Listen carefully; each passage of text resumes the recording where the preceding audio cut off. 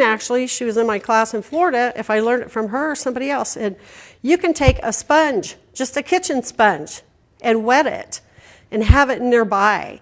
And it'll have enough water in it that you can squeeze it on these little pieces like that to re-wet. All right, so I took those 2 pieces to the inside.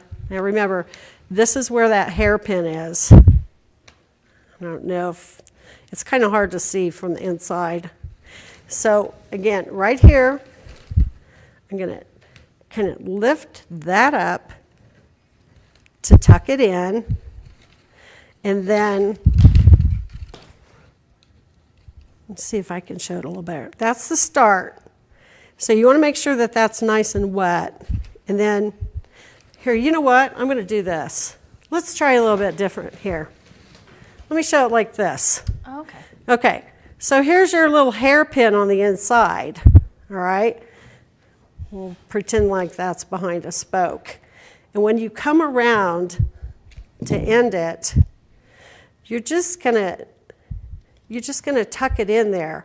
So think of it like a horseshoe. Let me get it in there and I'll show it. Okay.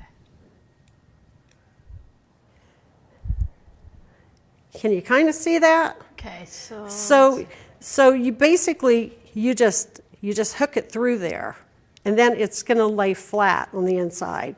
You'll see when you do it yourself. You'll go, oh, okay, that was easy enough. So, but you'll basically get the 2 loose ends, and you'll hook it back to that loop that you started with to begin with. So instead of leaving that loose on the inside, you want to tuck those ends in, and then if they're very long, you can trim them off.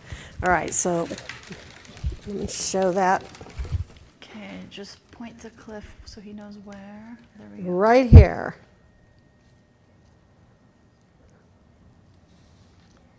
Gotcha. There was the problem. I had my finger in front of it. There we go. Think you can see that? Yes. That's where the hairpin was. And then I stuck those in there. And then you trim it. I'm just going to go in and trim it a little closer, just like that. Okay, now I'm going to do one more row because, like I said, 2 is not a very fun number. You can have a party with 2, but